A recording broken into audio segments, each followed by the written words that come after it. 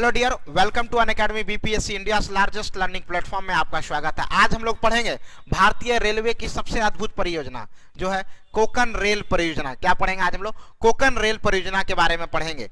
सबसे पहले इंपॉर्टेंट बात कि जिन लोगों ने भी अनअकैडमी का सब्सक्रिप्शन नहीं लिया है, आप अनअकैडमी का सब्सक्रिप्शन ले लो। हमारा रेफर कोड है सुजीत। हमारा रेफर कोड क्या है? हमारा रेफर कोड है सुजीत। और जब आप हमारे रेफर कोड का प्रयोग करेंगे तो आपको 10% का डिस्काउंट मिलेगा। क्या मिलेगा? आपको 10% का डिस्काउंट मिलेगा। ओके। और बिहार के कई टॉप एडुकेटर से आपको पढ़ने का मौका मिलेगा। और आज हम लोग पूरी जानकारी इकट्ठा करेंगे कोंकण रेलवे परियोजना के बारे में। किसके बारे में? कोंकण रेलवे परियोजना। सबसे पहले हम लोग देखते हैं कोंकण का तात्पर्य क्या है। कोंकण दो शब्द अलग अलग दो शब्दों से मिलकर बना है कोंकण। कौन का मतलब होता है कॉर्नर, मतलब दैट मींस किसी भी चीज का किनारे को। ये जैसे भारत का ये वाला भाग है किनारा, और ये किनारा, ये सारा भाग क्या है? किनारा। इसका मतलब क्या होता है? कौन मतलब क्या होता है? कॉर्नर। और कन मतलब क्या होता है? पार्ट। तो ये किनारे वाले पार्ट को, किसी भी बॉडी का अगर किनारा वाला भाग है, किनारे वाले पार्ट को हम लोग क्या बोलते हैं? कोंकण बोलते हैं। क्या बोलते हैं? कोंकण। समझ में आ रहा है? कोंकण। तो कोंकण रेलवे परियोजना देख सकते हैं आप। ये जो पश्चिमी घाट देख पा रहे हैं आप, पश्चिमी घाट जो देख रहे हैं, पश्चिमी घाट में आपको पता है कि रेल परियोजना, सड़क परियोजना और रेल परियोजना दुर्गम स्थानों तक नहीं पहुंचाया जा सकता, और उसी का एक परिणाम है कोंकण रेलवे परियोजना। उसी का एक परिणाम क्या है? कोंकण रेलवे परियोजना। दुर्गामी जगह में रेल मार्ग लगाकर भारतीय रेलवे ने एक अद्भुत परिचय दिया है। उसमें सबसे पहले हम लोग चीजों को समझते हैं। कोंकण रेलवे कॉर्पोरेशन संचालन जो होता है, कोंकण रेलवे का जो संचालन होता है कोंकण रेलवे कॉर्पोरेशन के द्वारा कराया जाता है। कोंकण रेलवे का संचालन, और कोंकण रेलवे कॉर्पोरेशन जो है वो भारतीय रेल मंत्रालय के अंतर्गत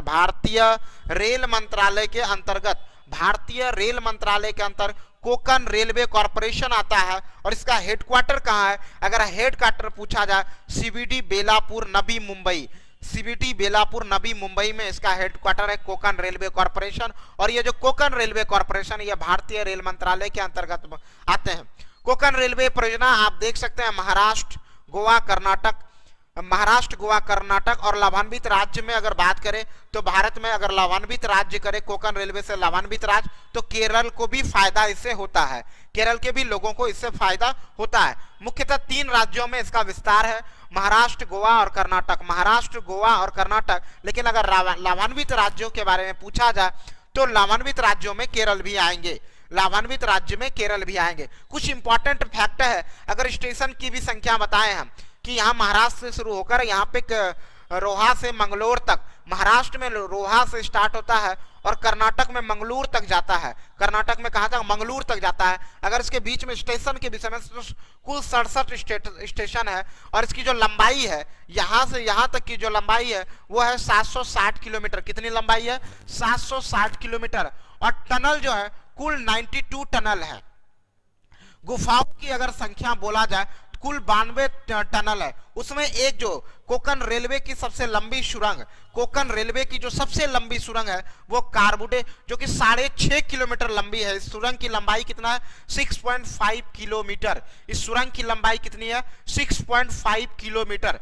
कोंकण रेलवे सुरंग रेलवे की सबसे बड़ी सुरंग है कोंकण रेलवे सुरंग। पहले भारत की सबसे बड़ी रेल सुरंग कहलाता था, अब नहीं है, अब जम्मू कश्मीर में दूसरा आ चुका है। तो कोंकण रेलवे सुरंग की बात करें, कई रेलवे सुरंग है। तो टनल की संख्या 92 है, क्योंकि कई रास्ते हैं जहां पे पहाड़ों को काटकर और नदियों में ब्रिज बनाकर ये बनाया गया कोंकण रेलवे सुरंग। और सबसे बड़ा टनल जो था वो कोंकण था। और अगर ब्रिज के विषय में बात करें तो 2000 ब्रिज, क्योंकि कई छोटी छोटी नदियों मिला है तो कई हजार ब्रिज बनाने की जरूरत है। लेकिन मेजर ब्रिज की बात करें हम लोग, अगर मेजर ब्रिज की बात करें तो 179 में। और उसमें से सबसे एक बड़ा जो ब्रिज है, वो सबसे बड़ा ब्रिज कौन सा है? अगर कोंकण रेलवे के सबसे बड़े ब्रिज के विषय में बात करें हम लोग, तो सबसे बड़ा ब्रिज है वो है पानवल ब्रिज। कौन सा ब्रिज है? आप देख सकते हैं वो पानवल ब्रिज आप देख सकते हैं। ये है पानवल ब्रिज, जो कि 42 मीटर 424 मीटर इसकी क्या है? हाइट है। 424 मीटर इसकी हाइट है। किसका? पानवल ब्रिज का। ठीक है, 64 मीटर ये ऊंचाई पर है।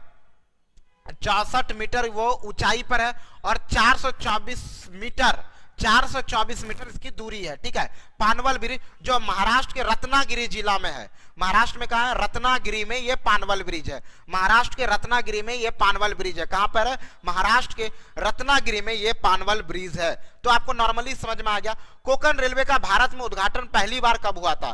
तो 20 मार्च 1993 को। 20 मार्च 1993 को कोंकण रेलवे की अगर बात करें तो कोंकण रेलवे का जो प्रारंभ हुआ था वो पहली बार 20 मार्च 1993 में। 20 मार्च 1993 को।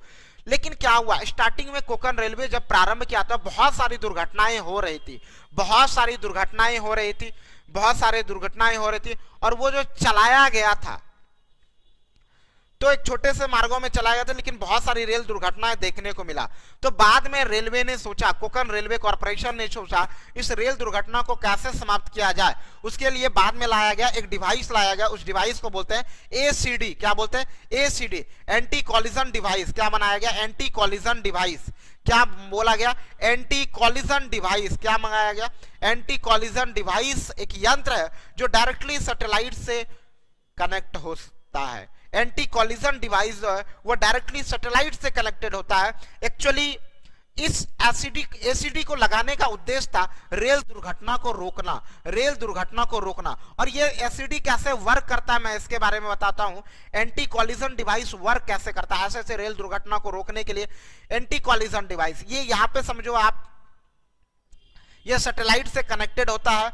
और अगर मान लो एक ही पटरी पर दो ट्रेन आमने सामने आ रही है, एक ही पटरी पर जब दो ट्रेन आमने सामने से आ रही हो, जब एक ही पटरी पर जब दो ट्रेन आमने सामने से आ रही हो, तब क्या कहता है, ये जो एंटी कॉलिजन डिवाइस होता है हर ट्रेन के इंजन में लगा होता है। एंटी कॉलिजन डिवाइस हर ट्रेन के इंजन में क्या लगाता है? Anti collision device. और ये एंटी कॉलिजन डिवाइस तुरंत इसको इन्फॉर्म करेगा और यहां पे ये भी इन्फॉर्म करेगा कि भाई दोनों एक ही पर आ रहे हो। तो वो क्या करता है? ऑटोमेटिक दोनों ट्रेन स्लो होना स्टार्ट होता है और धीरे धीरे अंततः आके रुक जाता है और एक्सीडेंट से बच जाता है। तो एंटी कॉलिजन डिवाइस का वर्क समझ में आया। तो कोंकण रेलवे के समय ये पहली बार ये लॉन्च किया गया एंटी कॉलिजन डिवाइस। और आज के समय में, वर्तमान समय में हर रेल डिब्बे में एंटी कॉलिजन डिवाइस लगाया गया है। बाद में देखते हैं पूर्ण रूप से तैयारी होने के बाद 26 जनवरी 1998 को कोंकण रेलवे का फायदा क्या क्या है। अब आगे में हम लोग देखते हैं एक इंपॉर्टेंट फैक्ट यहाँ पे कि यहाँ पे कोंकण रेलवे में 3 तरह के, पूरे भारतीय रेलवे में तीन तरह के पटरियों का व्याख्या किया गया। पूरे भारतीय रेलवे में 3 प्रकार के। पहला अगर देखा जाए तो इसको हम लोग कहते हैं ब्रॉड गेज। क्या बोलते हैं इसको? ब्रॉड गेज, जो कि भारत की अधिकतम, और पता है आपको कोंकण रेलवे भी ब्रॉड गेज पे चलाया जाता है। बड़ी लाइन पे कोंकण रेलवे चलाया गया ब्रॉड गेज। अब ब्रॉड गेज की अगर लंबाई बोले 1.67 मीटर, ब्रॉड गेज की लंबाई 1.67 मीटर। बड़ी लाइन है ब्रॉड गेज, इसकी लंबाई है 1.67 मीटर, दोनों पटरियों के बीच की चौड़ाई ब्रॉड गेज। और इसके बाद एक आता है मीटर गेज जिसकी लंबाई होता है 1 मीटर। मीटर गेज की लंबाई 1 मीटर। मीटर गेज की लंबाई कितनी होती है?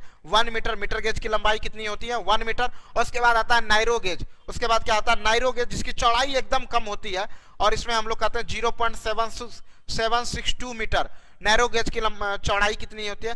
0.762 मीटर। तो 3 प्रकार की रेल लाइन की भी व्याख्या भारत में किया गया। ठीक है, जिन लोगों को भी अच्छा लगा होगा वीडियो, प्लीज आप लाइक, शेयर एंड सब्सक्राइब जरूर करें हमारे चैनल को, और एक बार शेयर भी कर दें। जिन लोगों ने अनअकैडमी का सब्सक्रिप्शन नहीं लिया, हमारे रेफर कोड का प्रयोग करके आप 10% का डिस्काउंट ले सकते हो। जय हिंद, जय भारत। फिर मिलेंगे हम लोग नेक्स्ट लेक्चर में। ओके।